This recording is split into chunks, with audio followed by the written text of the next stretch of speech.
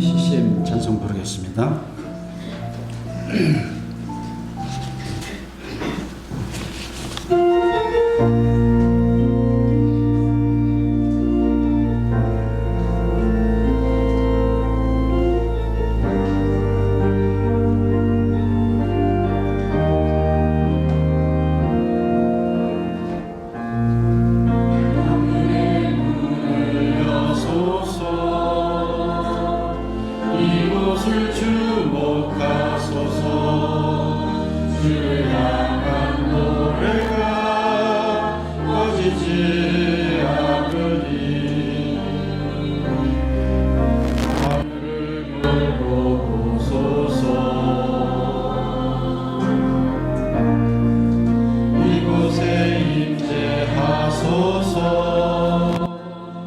주님을 기다립니다.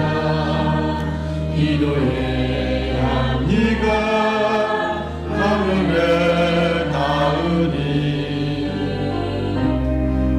주여 임재하여 주소서. 이곳에 오셔서 이곳에 앉으소서. 이곳에서 드리는 예배를 받으소서. 주님의 이름이 주님의 이름만이 오직 주의 이름만 이곳에 있습니다.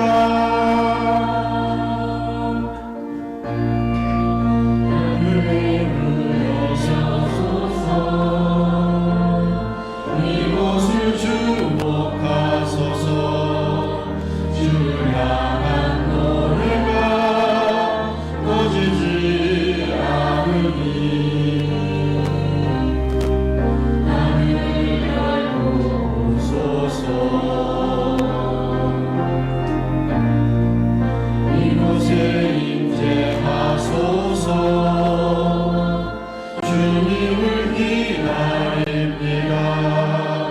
기도의 합리가 하늘에 닿으니 주여 임재하여 주소서. 이곳에 오셔서 이곳에 앉으소서. 이곳에서 드리는 예배를 받으소서. 주님의 이름이 주님의 이름만이 오직 주의 이름만 이곳에 있습니다.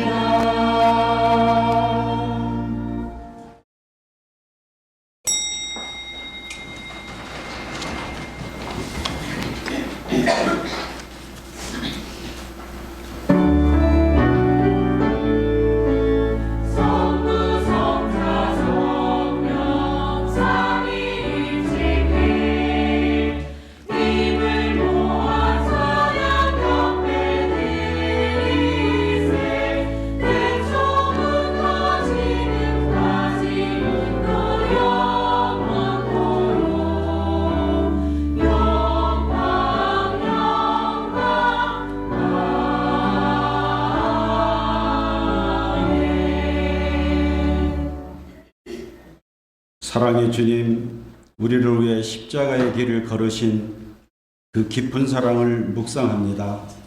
주님이 지신 십자가의 무게를 기억하며 우리에게 주어진 삶의 무게를 기꺼이 감당하게 하옵소서. 우리의 모든 순간에 동행하시는 예수 그리스도의 이름으로 기도드립니다. 아멘. 찬송가 93장.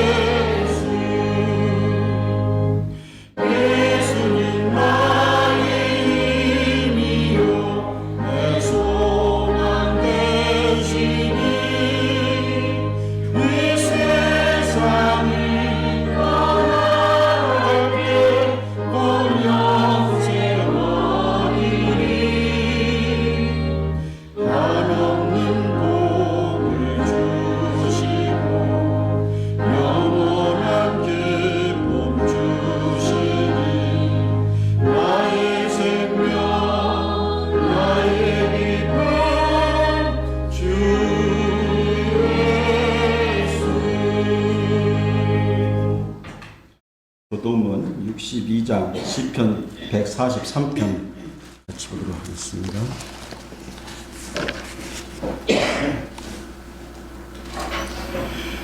여호와여, 내 기도를 들으시며 내 간구의 귀를 기울이시고 주의 진실과 의로움에게 응답하소서. 주의 종에게 심판을 행하지 마소서.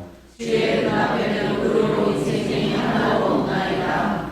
원수가 내 영혼을 핍박하며 내 생명을 땅에 엎어서 나로 죽은 지 오랜 자같이 나를 암흑 속에 두었나이다. 그러므로 내 심령이 속에서 상하며 내 마음이 내 속에서 참담하니이다. 내가 옛날을 기억하고 주의 모든 행하신 것을 읊조리며 주의 손이 행하는 일을 생각하고 주를 향하여 손을 들고 내 영혼이 마른 땅같이 주를 사모하나이다. 여호와여, 속히 내게 응답하소서. 내 영이 피곤하니이다. 여호와여, 주의 이름을 위하여 나를 살리시고 주의 의로 내 영혼을 하나님께서 끌어내소서. 주의 인자심으로 나의 원수들을 끊으시고 내 영혼을 괴롭게 하는 자를 다 멸하소서. 나는 주의 종이니이다. 아멘. 다 같이 신앙 고백하겠습니다. 나는 전능하신 아버지 하나님, 천지의 창조주를 믿습니다. 나는 그의 유일하신 아들 우리 주 예수 그리스도를 믿습니다. 그는 성령으로 잉태되어 동정녀 마리아에게서 나시고 본디오 빌라도에게 고난을 받아 십자가에 못 박혀 죽으시고 장사된 지 사흘 만에 죽은 자 가운데서 다시 살아나셨으며 하늘에 오르시어 전능하신 아버지 하나님 우편에 앉아 계시다가 거기로부터 살아있는 자와 죽은 자를 심판하러 오십니다. 나는 성령을 믿으며 거룩한 공교회와 성도의 교제와 죄를 용서받는 것과 영의 부활과 영생을 믿습니다. 아멘. 이 시간 박성근 집사님 오셔서 기도해 주시겠습니다.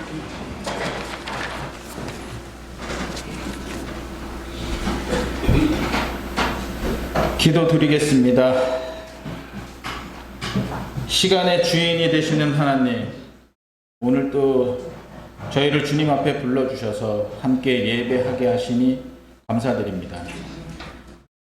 성경 말씀에 주님의 시간은 하루가 천년 같고 천년이 하루같이 느껴진다 하셨습니다.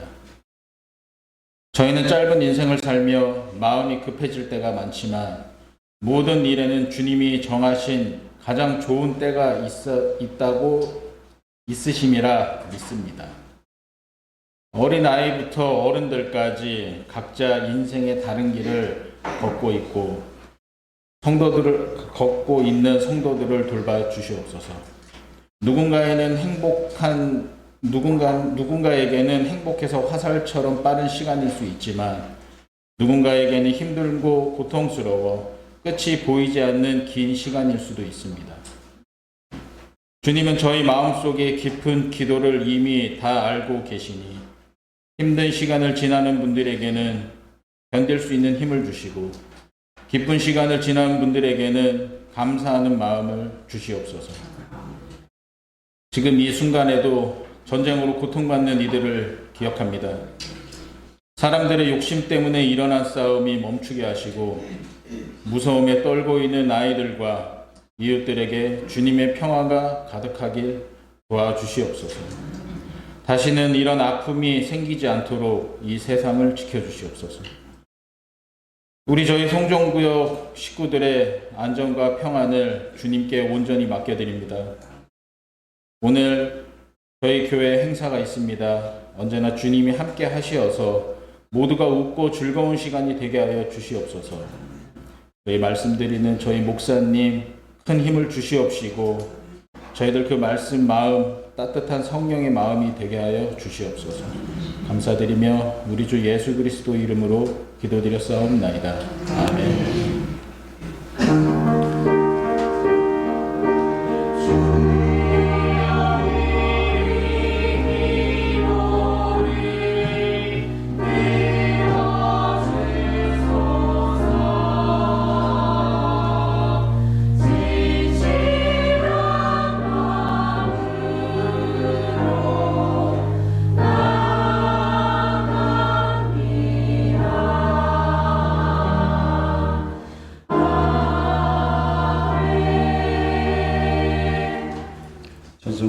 같이 292장 부르면서 헌금하도록 하겠습니다.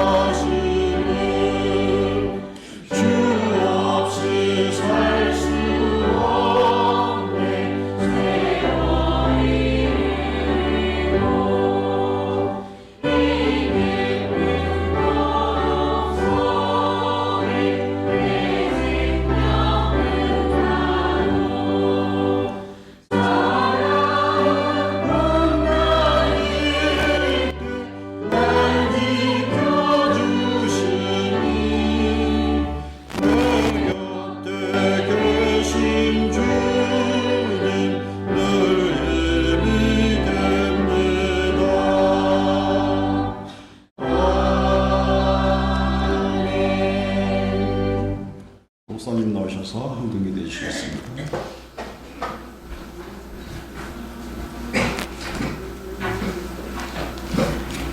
자녀된 우리들 세상 사는 가운데 한 주일 동안도 날개 아래 품어주시고 슬픔 당하고 어려움 당하고 고통 당하는 주의 자녀들 위로해 주시고 세임 공급하기를 원하시는 가운데에 주의 전에 나와 예배할 수 있도록 걸음을 이끌어 주시오니 감사함을 드립니다.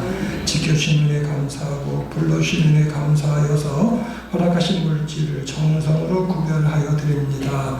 아버지 하나님 쓸 것도 많이 있고 부족함도 느끼지만 먼저 주 앞에 드려오니 하나님 기뻐 받으시고 주의 자녀들이 이 땅에 사는 동안 물질로 인해 고통당하거나 눈물을 흘리지 아니하도록 직장 생활을 통하여 사업자 경영을 통하여 필요한 것 채워주시고 주의 이름으로 마음껏 나누어줄 수 있도록 후히 주시는 은혜를 바라보게 하여 주옵시며 일하기를 원하는 자들마다 일할 수 있는 터전으로 직장 생활을 원하는 자들마다 더 좋은 직장으로 길을 열어주시는 은혜를 바라보게 하시되 사업장마다 좋은 거래가 있게 하여 주시옵소서.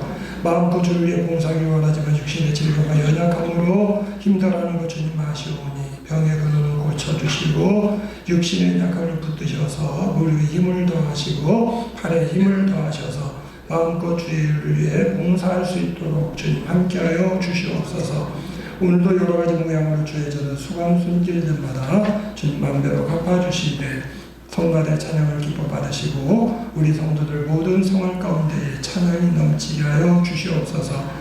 오늘도 수고의 짐 무거운 짐 가지고 나왔습니다. 우리 모든 형편과 처지를 아시는 주님 종의들의 능력을 다하셔서 하나님의 말씀을 밝히 드러내어 바르게 증거케 하심으로 말씀을 듣는 가운데에 사모하는 자들마다 응답받게 하시되 슬픔 당한 자 위로받게 하시고 문제 있는 가정마다 해결되어지는 역사가 나타나게 하여 주시옵소서. 상황은 중했지만 질병과 연약함으로 여러 가지 사정으로 나오지 못한 성도들 위로해 주시고 출타 중에 있는 성도의 걸음에 함께 하시며 해외에 있는 자녀 또 군에 있는 자녀 생활 가운데 함께하여 주시옵소서. 예수님의 이름으로 기도드리옵나이다. 아멘.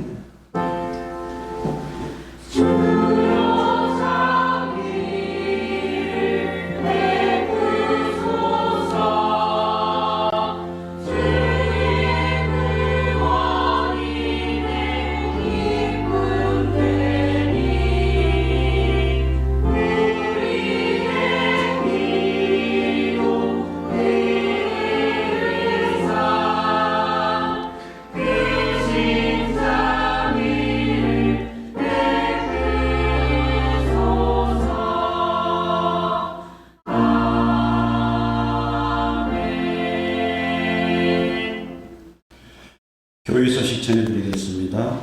남전도의 주간 척사대회가 오늘 오후에 있습니다. 금주부터 사순절 기간 3주간 창세기 성경 읽기를 하며 각 구역이 차례로 맡아서 진행합니다. 종료주일 3월 29일부터 주일 새벽 기도회를 다시 열립니다. 성금요일 4월 4일부터 금요 심야 기도회를 다시 시작합니다. 강옥장 선생님 나오셔서 성경 공독해 주시겠습니다.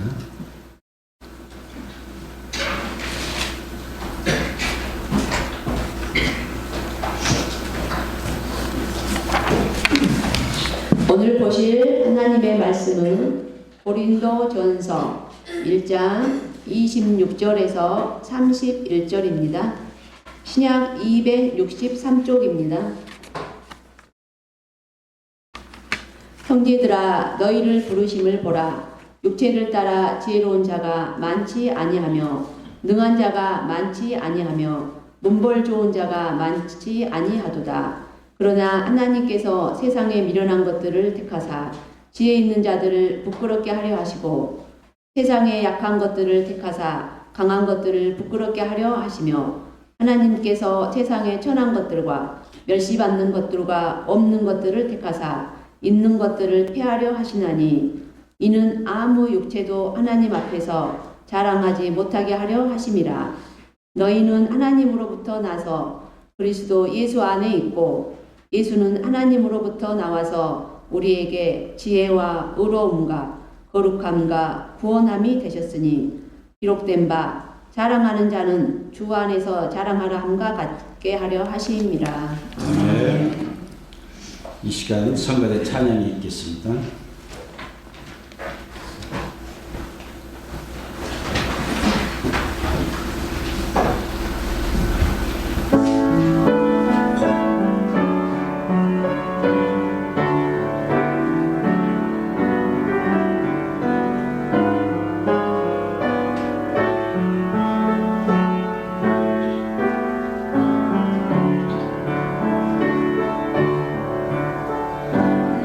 내게 있는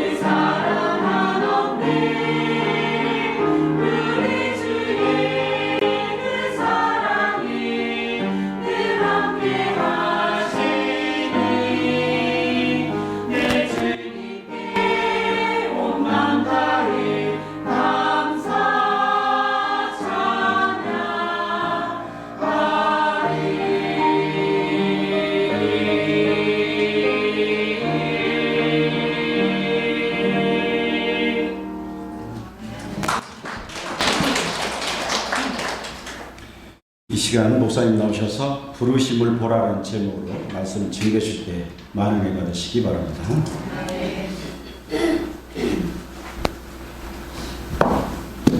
네, 제가 생각지도 못했고 원치도 안 했던 질병으로 2주간 강단을 비웠었는데요. 강단 비우는 동안 저도 인터넷 유튜브로 우리 교회 예배 드리는 것을 일부 다 참석을 했습니다. 2주간 동안 말씀 전해주신 이종걸 목사님께 시간을 줘서 감사를 드리고요. 또 우리 성도님들이 자리를 지켜주시고 또 변함없이 교회를 지켜주신 것에 대해서 참으로 감사를 드립니다. 한 주간은 이제 병원에서 토요일날 입원해서 그 다음 주 월요일 퇴원하기까지 9일간 병원에 있었고요.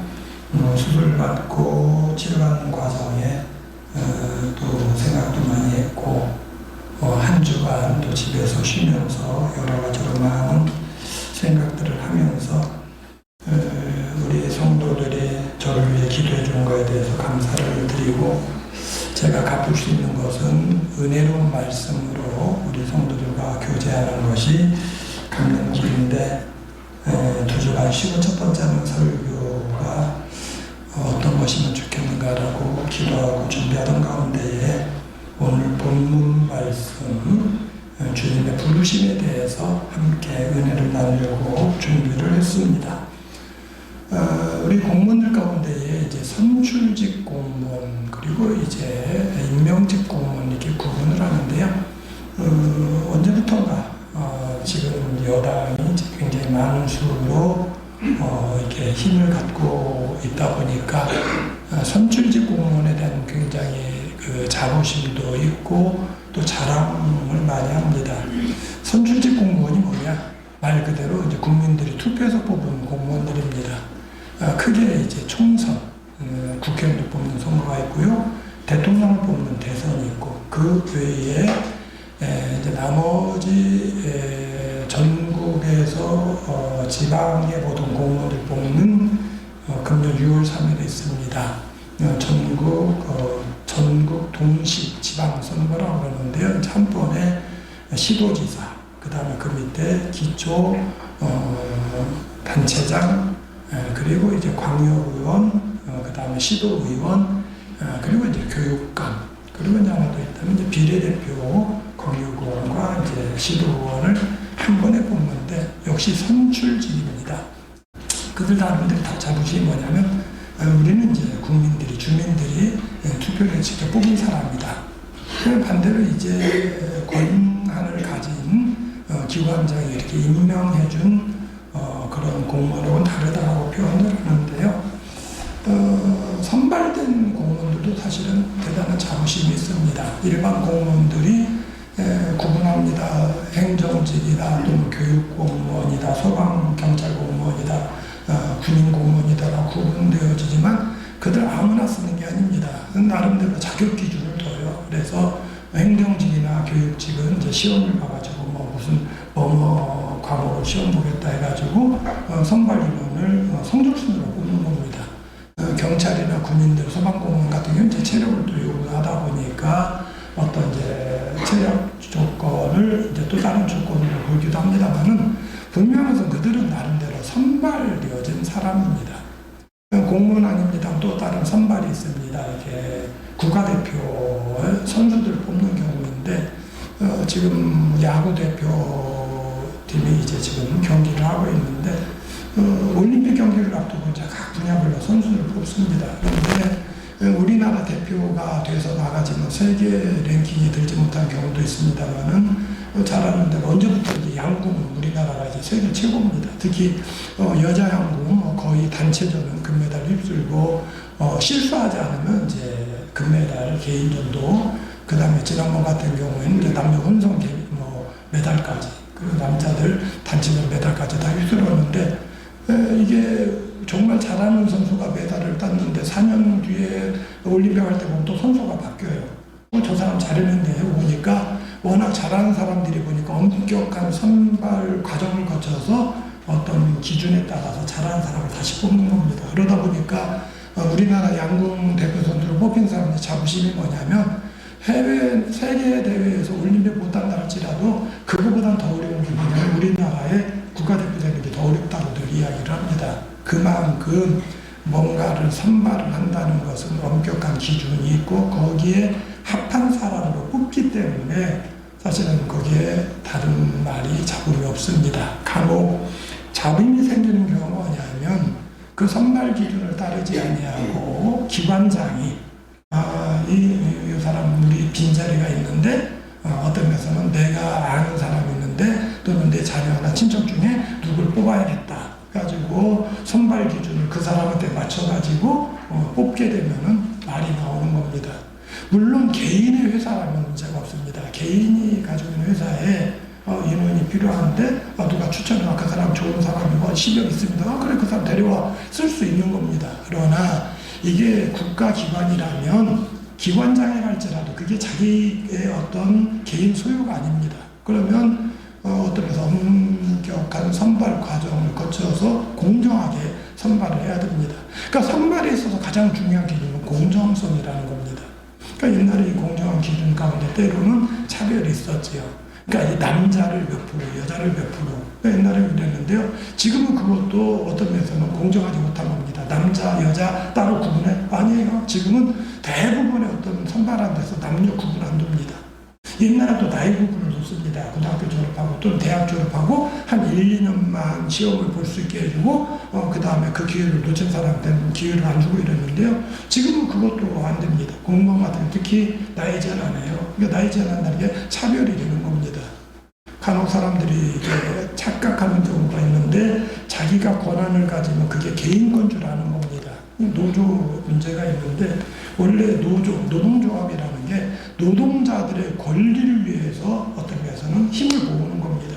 그래서 거대한 회사들이 일방적으로 월급을 깎거나 그냥 마음대로 어떤 자르거나 이걸 막기 위해서 노동조합을 만들고 부당하게 해고하는 거를 항의를 하고 그 다음에 회사가 굉장히 어떤 이득이 많았는데 월급을 안 올려주면 월급을 올려달라고 투쟁을 하기도 하고 이러는데 그러다 보니까 이제 노조의 힘이 커지는 겁니다. 그러니까 제가 듣기에도 막 기가 막히는 게 노조가 힘을 얻어 나중에는 노조가 이제 회사 측에 주장을 하는 게 우리 노조 간부들의 자녀들은 뭐 특혜를 줘가지고 뽑는 데 있어서 우리 자녀들은 이제 언제까지 노조 간부는 그 다음 회사를 그만두면 자녀를 자동으로 채용하게 해달라.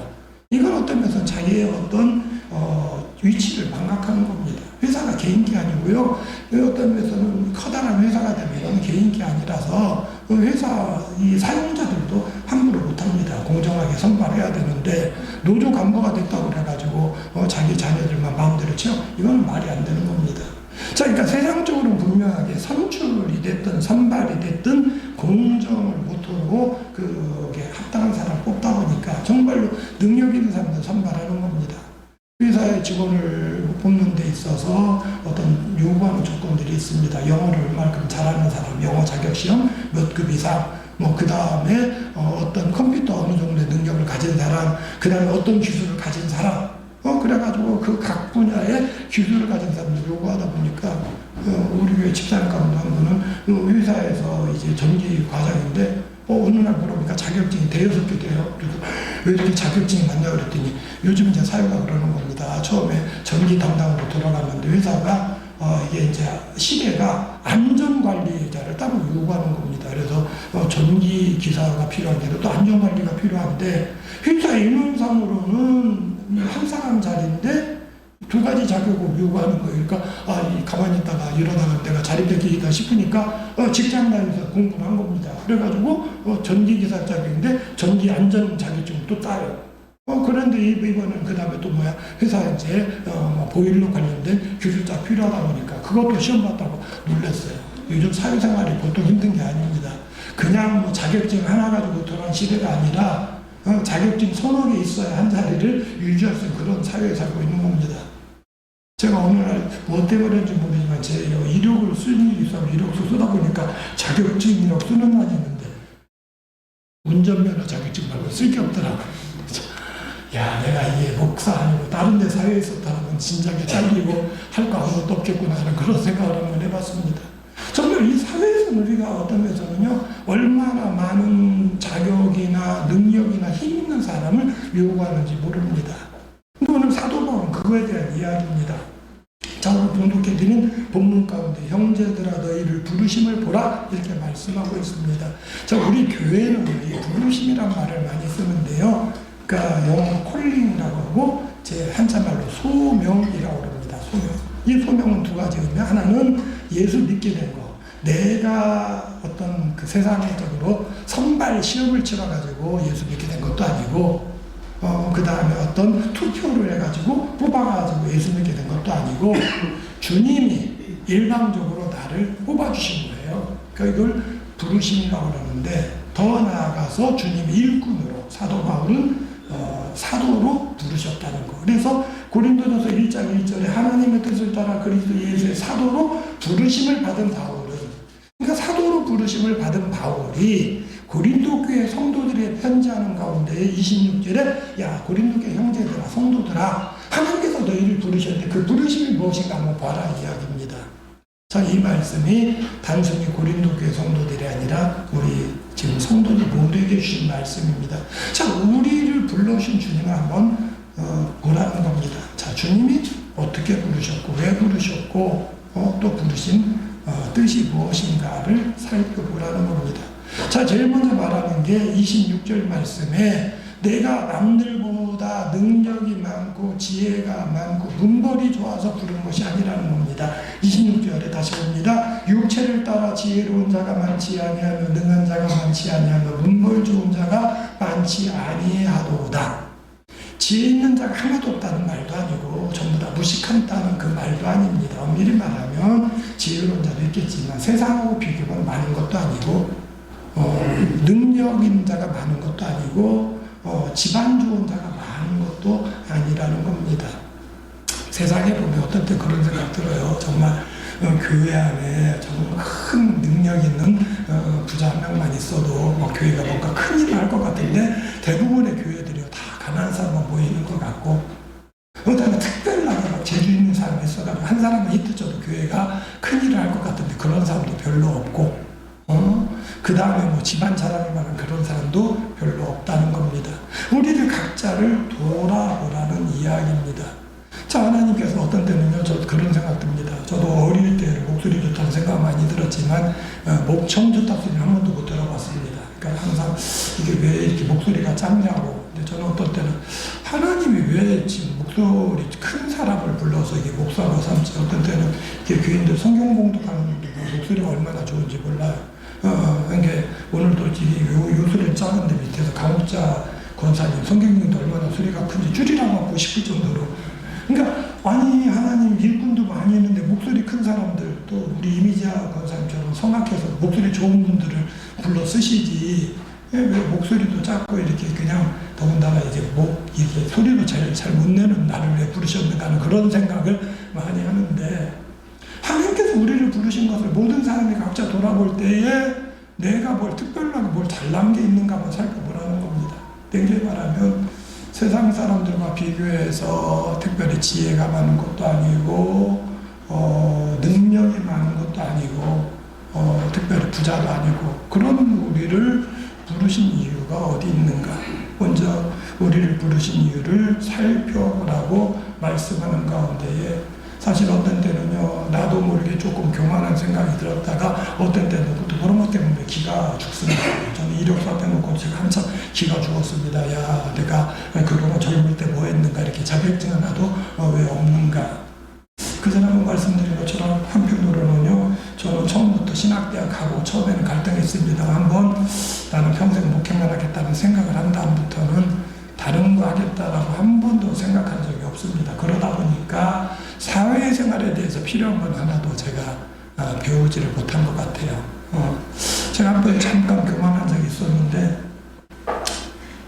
교단에서 이제 교단의 십자군 전도대원이라고 부르심을 받아서 이제 처음에 3개월은 시골에 조그만 교회 청주에 있는 교회에 이제 파송을 받아서 거기에서 이제 담임 목사님 도와서 이제 3개월 동안 전도하는 일을 했습니다. 이제 원래 십자군 정도는 대원이 할 일이 그건데 3개월씩 어려운 교회 가서 전도해가지고 교회를 부흥시키는 일을 맡았던 건데 3개월 딱 지났는데 저를 불러가지고 명지대학으로 보내더라고요. 그래서 명지대학에서 이제 그 교목실에서 대학생들 대상으로 전도하고 그 다음에 이제 우리 교목실에 이제 일을 돕는 그런 일, 그리고 대학생 선교에 성경 공부하는 일을 저희 맡긴 겁니다. 그리고 이제 그거를 어떤 남은 기간 2년 기간인데 하라는 겁니다.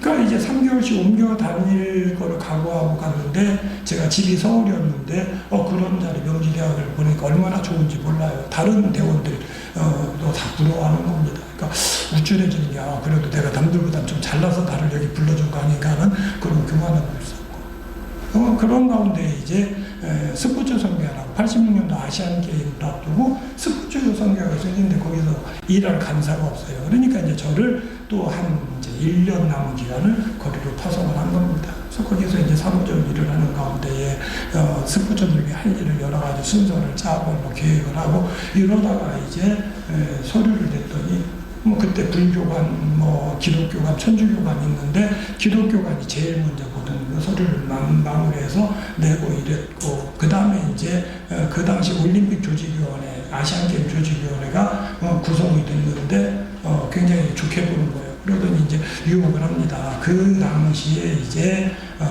조직위원회에서 일할 공무원들 특채하는 겁니다. 그러면서 와서 일할 마음이 없느냐. 순간적으로 유혹을 받아 여기 가서 일하면 특채한다는데 또 평생 이제 쉽게 공무원 되는 거 아닌가.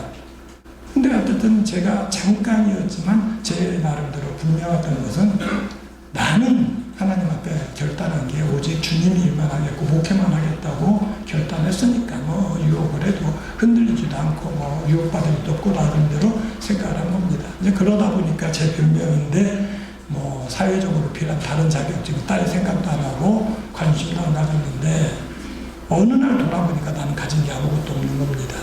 그러다가 이 말씀 생각한 게 자, 세상적으로 보면 아무런 능력도 없고 실력도 없고 지혜도 없는 나를 하나님의 자녀로 부르시고 더 나아가서 일꾼으로 부르신 뜻이 무엇인가 하는 것이었습니다. 그 말씀 가운데 바로 답이 나옵니다. 27절입니다. 하나님께서 우리를 부르신 것은 능력도 지혜도 문벌도 없는 우리를 부르신 것은 세상에 미련한 것들을 택하사 지혜 있는 자들을 부끄럽게 하려 하시고 세상에 약한 것들을 택하사 강한 것들을 부끄럽게 하려 하시며 이렇게 말씀하고 있습니다. 사실은 겸손하게 만드는 것이 우리가 잘나서 부른 것이 아니라 사실은 부족함에도 불구하고 부르셨다는 것이고 그럼에도 불구하고 우리를 통해서 세상에 능력 있다고 하는 자들을 부끄럽게 만드신다는 것입니다. 사도행전에 보면 예수님이 이제 부활하시기 전까지는 사도들이 확신이 없었습니다. 그러나 부활하신 주님을 만난 다음에 바뀝니다.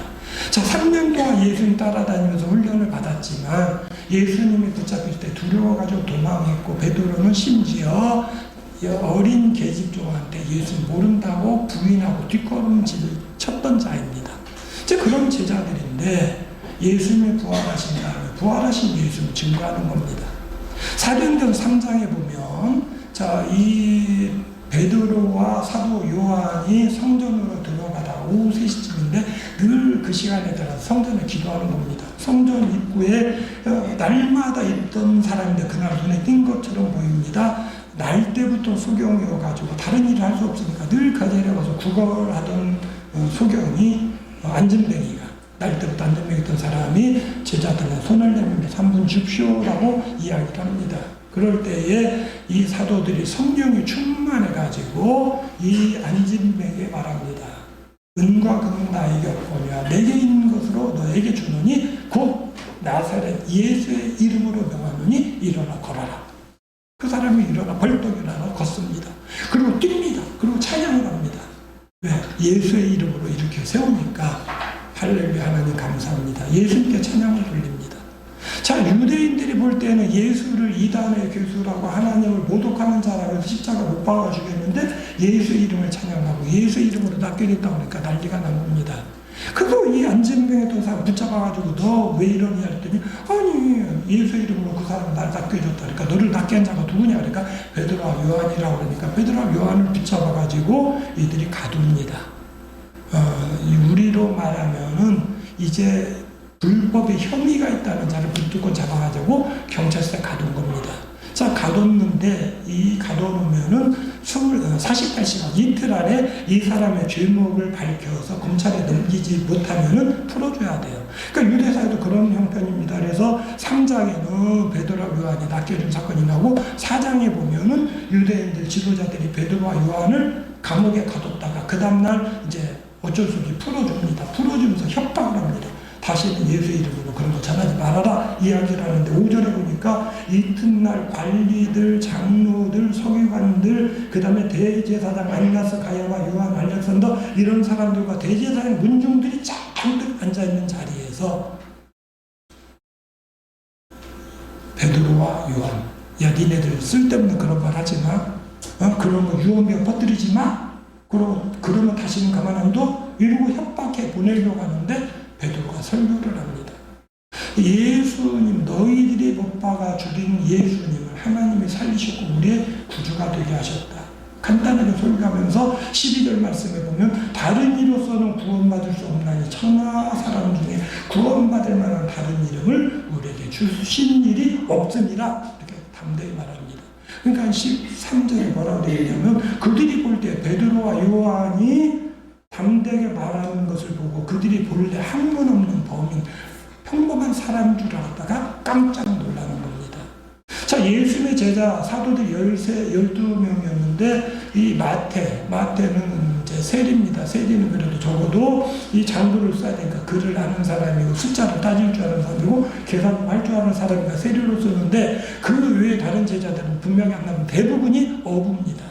어부라는 거 뭐냐, 오늘날 무시받는 직업이라는 게 아니라 옛날에는요 어릴 때부터 부모님 따라서 바다에 나가서 물에서 수영하고 물고기 잡으러 다니고 이래서 공부할 기회가 없었어요. 그러니까 그들이 볼 때에 학문이 없는, 배운 적이 없는 평범한 사람인 줄 알았다가 조리 있게 논리적으로 담대하게 말하는 거 보고 깜짝 놀란 겁니다. 세상 사람들이 볼 때에 예수 믿는 사람들이 세상적으로 학문도 없는 사람이고 별 볼 일 없는 사람인 줄 알았다가 담대하게 복음 전하는 거 보면 놀랍니다. 하나님 왜 그렇게 하시느냐?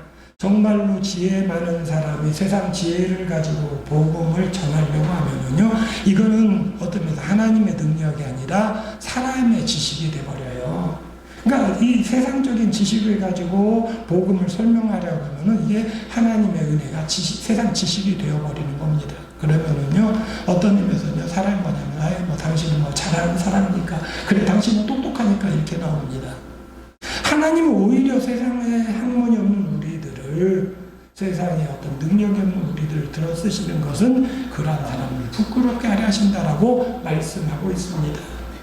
어떤 때는요, 아유, 내가 더 많은 것을 가지고 내가 많은 것을 누리면서 한다면은 사람들이 잘 믿을 텐데, 아니에요. 내가 많은 것을 다 가지고 누리면서 한다고 하면은요, 사람들이 받았을 때, 그래, 당신은 복 많이 받았으니까 잘 믿는 거고, 나는 복을 못 받았으니까 못 믿는 거고, 이렇게 나옵니다. 또 한편으로는 우리가 분주한 가운데 있어요. 그러니까 내가 정말 분주한 가운데 예수를 믿으면서 복음을 전하면은요, 은혜가 됩니다. 저 사람이 저렇게 바쁜데도 예수 잘 믿는구나. 내가 시간이 남아서 할 일이 없어서 예수 믿는 게 아니라 세상적으로 직장 생활에 쫓기고 가정 살림을 하면 쫓기는 가운데 내가 하나님의 부르심을 받고 예수를 전한다 보면 저 사람은 저렇게 분주한 가운데서 힘든 가운데서도 예수를 믿는구나라고 인정하게 된다는 겁니다. 세상에 어떤 여유가 있다는 사람들로 하여금 부끄럽게 하시려고 분주한 가운데 우리를 부르셨다라고 말씀하고 있습니다. 하나님께서 우리를 부르신 것은 특별하거나 남달라서가 아닙니다.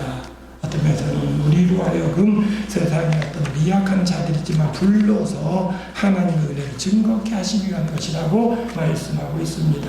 같은 일은 있습니다만은 한편으로는 우리를 부르신 또 의미가 어디에 있는가? 30절, 31절에 이렇게 말씀하고 있습니다.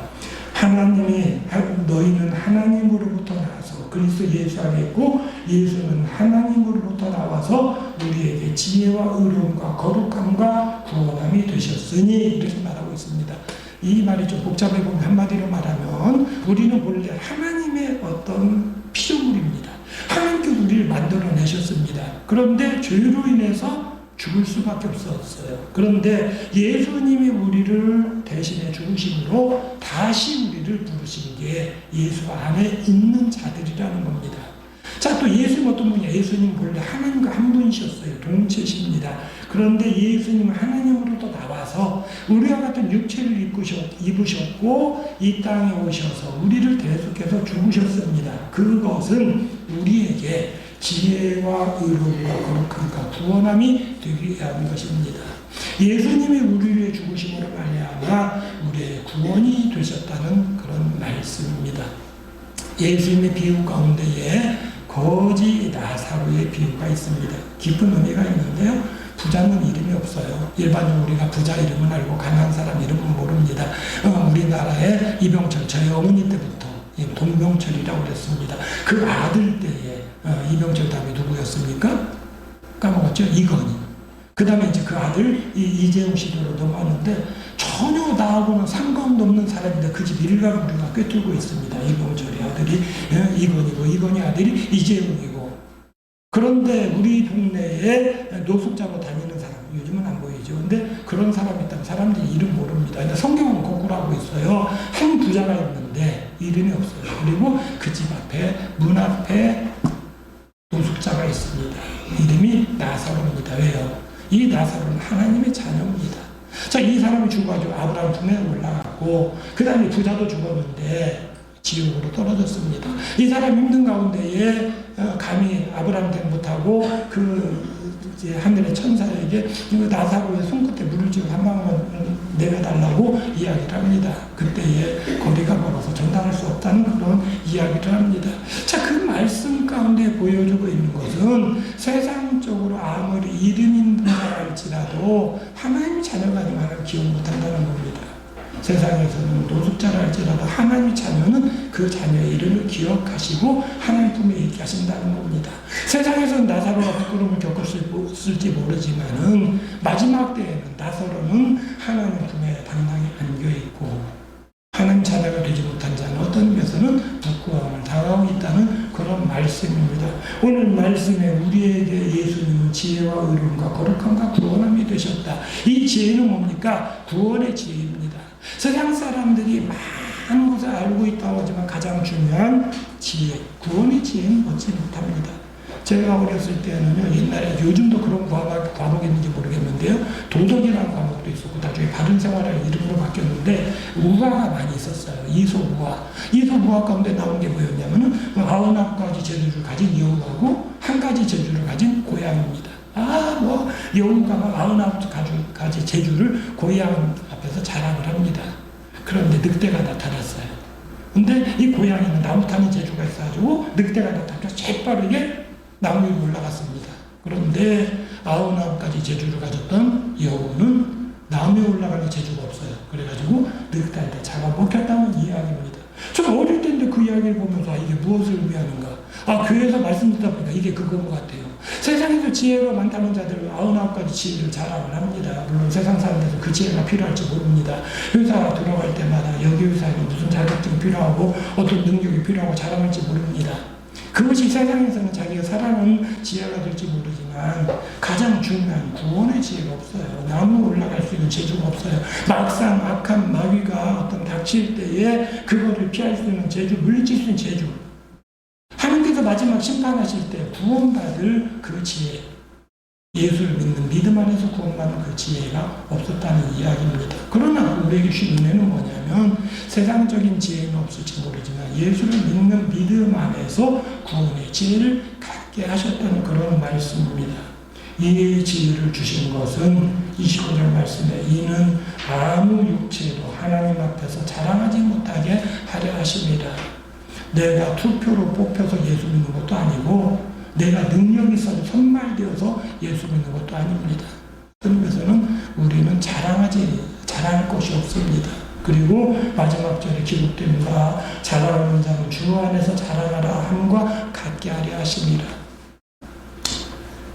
사실은 제가 친구들 앞에서 큰 소리 많이 쳤습니다. 내가 제일 건강하다. 친구들한테 야 내가 니네들 다 먼저 떠나면 장례 치러줄 거고 내가 제일 오래 살 거니까 그런 줄 알아라. 뭐 물론 농담 포함됩니다만 제 나름대로 제가 제일 건강했던 줄 알았습니다.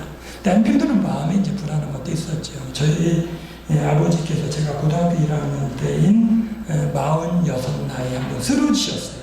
이제 건강하실 줄 알았는데 어느 날 쓰러졌는데 보니까 뭐 갑자기 집에서 뭔가 맑게 토하는데 어지럽다고 그러더니 병원 모셔갔더니 고혈압이라고 그래요. 그때 처음 알았습니다. 그러더니 병원에서 혈압이니까 이거 조심해야 된다. 음식은 뭘 조심하고 생활 가운데 뭘 갑자기 충격받아 다니다고 그러니까 나름대로 가족들이 조심했던 것 같은데 딱 10년 후에 56세 때 한 번 더 쓰러지셨는데 아침에 쓰러지고 저녁에 돌아가셨어요. 그래서 이제 아버지가 56세 돌아가셨는데 중간에 이제 아버지께 들은 이야기가 할아버지도 56세에 돌아가셨다는 이야기입니다. 그래서 제 마음속으로 우리 형제들이 이제 56세가 고비구나.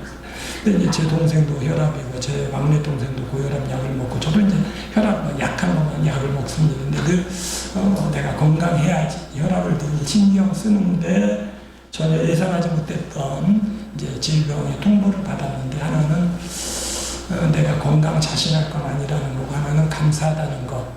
혈압처럼 갑자기 쓰러져서 의식을 잃어버리는 게 아니라 하나님 내가 약한 부분이 어딘 줄 알고 어쩌면 수술을 받게 하셨고 또 어쩌면 조심하게 하셨다는 게 너무나 감사한 생각이 들었습니다. 그러다 깨달은 게 사실은 우리가 주님의 자녀로 자랑할 건 아무것도 없어요. 건강도 자랑할 것 없고 지혜도 자랑할 거 없고 세상적인 기술도 자랑할 거 없습니다.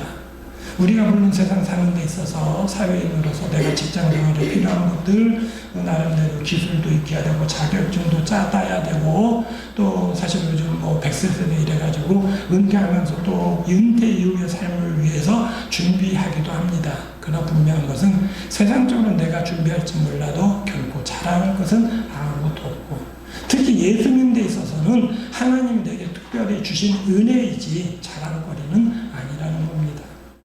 제가 어릴 때 자란 신앙은 믿는 자로서의 자부심이었습니다. 그 자부심이 뭐냐면 하나님 나를 특별히 사랑하셔서 이제 내가 타고 가는 차는 사고도 안 날 거다. 속으로 여기 차에 있는 사람들 다 내 덕인 줄 알으라고. 그 다음에 내가 속한 것으로 인해서 복을 받는다. 그런 자부심이었는데 대학교 1학년 때 충격적인 그런 신앙을 고백을 들었습니다. 이제 그때 유신 시절인데 대학생 한 명 우리 교회 새로 왔는데 전혀 다른 사고를 갖고 있습니다.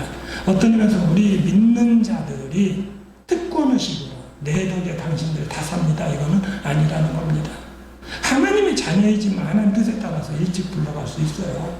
하나님 뜻이 하나님 자녀이지만 더 많은 고난을 받을 수도 있어요. 그러나 우리에게 필요한 것은 어떤 면에서는 자만심. 하나님이 나 때문에 나로 인해서 모두가 복을 받고 나 때문에 이 차에 있는 사람들 안전하고 이게 아니라 혹 내가 하나님 특별한 뜻이 있어서 나를 고난에 빠뜨린다 할지라도 은혜로 받아들이는 겁니다. 지금까지 살아온 것 자체가 하나님 은혜고 지금까지 내게 되어진 모든 일들이 하나님 은혜고 내가 예수 믿은 것도 내가 특별한 부르심을 받은 것도 하나님 은혜이지 내가 특별히 잘나서는 아니라는 겁니다. 그래서 분명한 것은 하나님께서 혹 갑자기 나를 불러가시든 하나님께서 갑자기 나에게 고난을 주시는 어떤 면에서는 그걸로 인해서 불평하거나 원망할 것도 아니고 내가 주를 의지하는 건데 분명하게 생각하는 것은 하나님께서 더 좋은 것으로 어려운 가운데서는 어려움을 감당할 힘으로 내가 고난을 당할 때는 고난을 극복할 능력으로 함께 하신다는 것을 깨닫는 가운데에 담대하게 살아가는 겁니다. 오늘 말씀 부르심을 보라. 이 말씀은 우리로 하여금 별 볼 일 없는 나를 불러서 하나님의 자녀 삼으시고 일꾼 삼으시고 하나님께서 나를 들어 쓰시는 것은 교만하지 않도록 하기 위한 것이라는 말씀으로 들려주고 있는 바 매일매일의 생활 가운데 나를 부르신 그 은혜에 감사 감격함으로 날마다 생활 가운데 주께 영광 돌리는 삶을 살아가시는 우리 모든 성도님들이 되시기를 주님의 이름으로 부탁을 드립니다. 사랑하는 마음으로 주 앞에 모여 예배하게 하시고 은혜 가운데 함께 주께 영광 돌리게 하시니 감사함을 드립니다. 우리를 부르신 부르심의 뜻에 합당하게 늘 감사하며 영광 돌리며 살아가는 우리의 걸음들이 되게 하여 주시옵소서. 예수님의 이름으로 기도드리옵나이다. 아멘.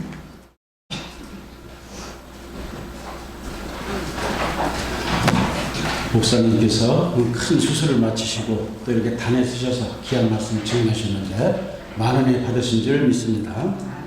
찬송가 407장 다 같이 부르도록 하겠습니다.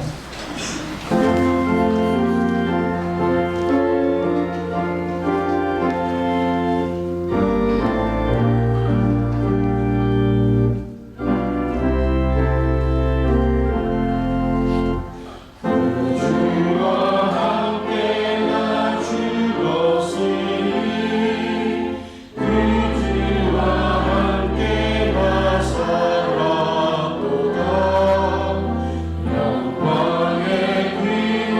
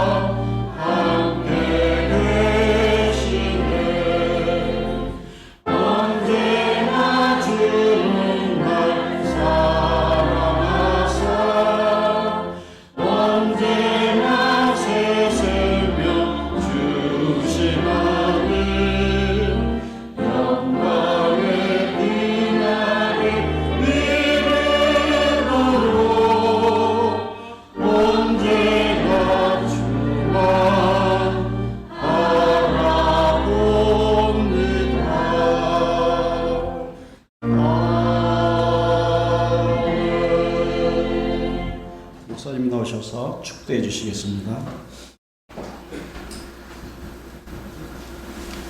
이제는 우리 구주 예수 그리스도의 은혜와 아버지 하나님의 크신 사랑하심과 성령님의 교통하심과 강화 감동하시는 역사가 세상을 향해 나아가는 주의 백성들 머리 위에 가정과 자녀손 위에 하는 일들 위에 이제로부터 영원까지 함께 하시기를 간절히 축원하옵나이다. 아멘.